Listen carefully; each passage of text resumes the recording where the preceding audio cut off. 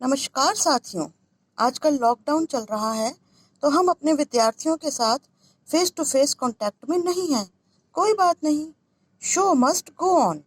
Face to face नहीं तो क्या हम वर्चुअली यानी ऑनलाइन अपने विद्यार्थियों के साथ ज्ञानवर्धन कर सकते हैं?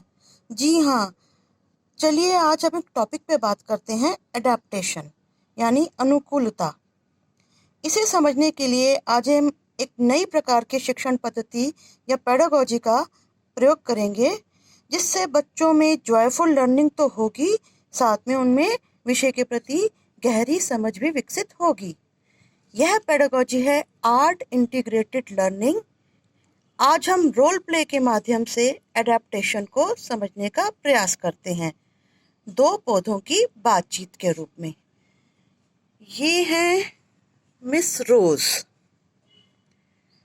और ये हैं मिस्टर कैक्टस। तो चलिए सुनते हैं ये आपस में क्या बातें कर रहे हैं। हाँ जी मिस रोज, क्या कहना चाहती हैं आप? दिल्ली शहर में स्वागत है आपका मिस्टर कैक्टस। आप कहाँ के रहने वाले हैं? मैं रेगिस्तानी इलाके में रहता हूँ, जहाँ चारों ओर रेत ही रेत है और दूर दूर तक पानी का नामो निशान नहीं। ओह, हम तो बहुत लकी हैं। यहाँ तो मैदानी इलाका है, मिट्टी बहुत उपजाऊ है और बारिश भी बहुत होती है। पर ये बताइए मिस्टर कैक्टस कि आप देखने में मुझसे कितने अलग हैं। और आपका तो पेट भी फूला हुआ सा लगता है और आपकी पत्तियां वो तो दिखाई ही नहीं दे रही। और आप अपना भोजन कैसे बनाते हो, मैं तो हैरान हूँ। हाँ मिस रोज, मैं आपसे बिल्कुल अलग हूँ।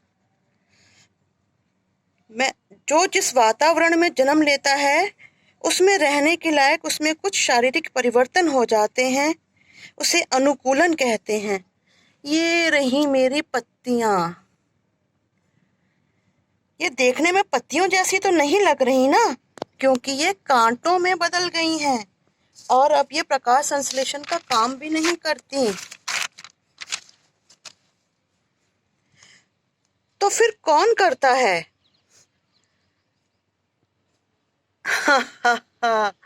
मेरा फूला हुआ पेट यानी मेरा तना, देख रही हो? मेरे तने में पानी संग्रहित होता रहता है और इसमें क्लोरोफिल भी पाया जाता है। तना ही भोजन बनाता है और पानी का संरक्षण भी करता है। रेगिस्तान में पानी की बहुत कमी जो रहती है। ग्रेट मिस्टर कैक्टस, वाकई ऐसी कठिन परिस्थितियों में भी आप सरवाइव कर रहे हैं। अपने आसपास उपलब्ध मिनिमम रिसोर्सेज को भी मैक्सिमम यूटिलाइज कर रहे हैं। मुझे बहुत उत्सुकता हो रही है आपके बारे में कुछ और जानने को, और क्या क्या अलग है आपका और मुझ में।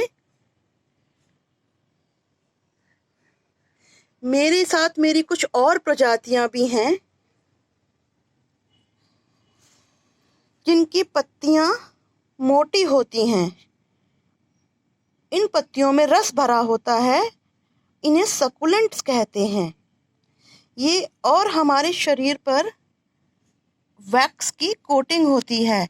आप ध्यान से देखो, मेरी पत्तियां चिकनी हैं।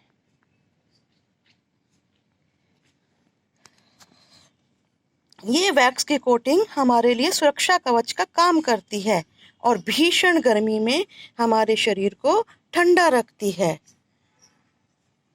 ओह, अब समझी। प्रकृति ने हर पौधे में उसके वातावरण में रहने के लिए कुछ खास व्यवस्थाएं की हैं।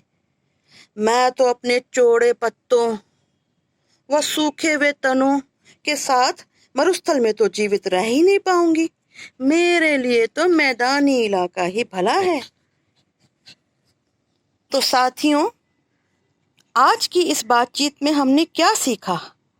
जिस प्रकार पेड़ पौधे अपने आसपास में उपलब्ध संसाधनों का संरक्षण करते हैं, वैसे ही हमें भी अपने संसाधनों जैसे पानी, शुद्ध हवा, मिट्टी भोजन का यथासंभव संरक्षण करना चाहिए और उन्हें व्यर्थ जाया नहीं करना चाहिए।